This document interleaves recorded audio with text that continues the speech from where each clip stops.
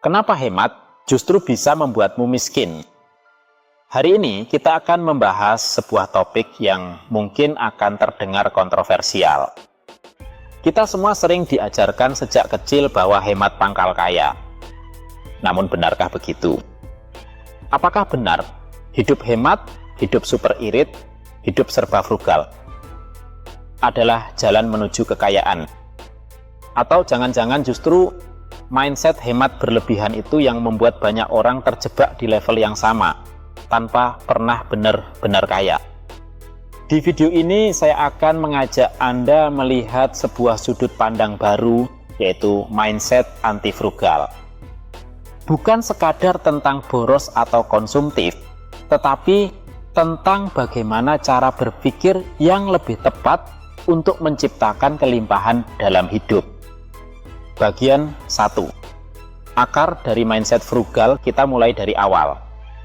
Di banyak budaya, termasuk di Indonesia, anak-anak sering dididik dengan kalimat seperti jangan boros, uang itu susah dicari, dan kalau bisa hemat, simpanlah sebanyak mungkin. Secara sekilas, nasihat ini terdengar benar. Namun masalahnya banyak orang akhirnya salah kaprah. Mereka mengartikan hemat sebagai tidak berani menikmati hidup, tidak berani berinvestasi pada diri sendiri, tidak mau mengambil risiko, dan selalu memilih yang paling murah, bukan yang paling bernilai. Akhirnya hidupnya terjebak di pola bertahan hidup, bukan bertumbuh. Bagian 2. Ilusi hemat yang membatasi.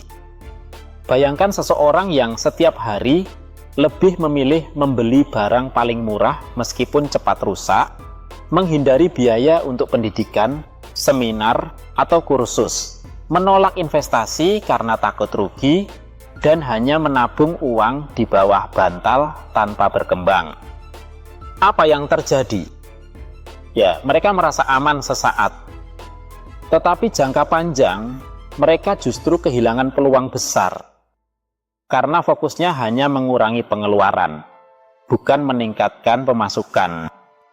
Padahal kaya sejati bukan soal seberapa hemat kita, melainkan seberapa besar kemampuan kita menciptakan aliran uang baru. Bagian 3. Mindset anti frugal. Lalu apa itu mindset anti frugal? Bukan berarti hidup boros tanpa arah. Bukan berarti menghambur-hamburkan uang. Mindset anti frugal berarti berani mengeluarkan uang untuk memperbesar kapasitas diri, entah itu lewat pendidikan, buku, kursus, atau jaringan pertemanan. Mindset anti frugal berarti berani berinvestasi pada aset yang produktif, seperti saham, bisnis, atau properti, bukan hanya sekadar menabung. Mindset anti frugal berarti memilih kualitas dibanding harga murah, karena barang berkualitas tahan lama dan lebih efisien. Mindset anti frugal berarti fokus pada nilai, bukan sekadar harga. Membeli sesuatu yang memberi manfaat jangka panjang, bukan sekadar diskon sesaat. Contohnya, seseorang yang berani mengeluarkan 2 juta rupiah untuk ikut workshop bisnis bisa saja menghasilkan tambahan penghasilan 20 juta rupiah dari ilmu yang didapat. Bandingkan dengan orang yang menolak karena merasa kemahalan.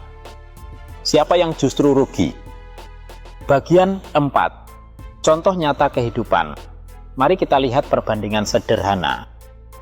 Orang yang frugal hanya menabung Rp500.000 setiap bulan, berharap bisa kaya lewat tabungan.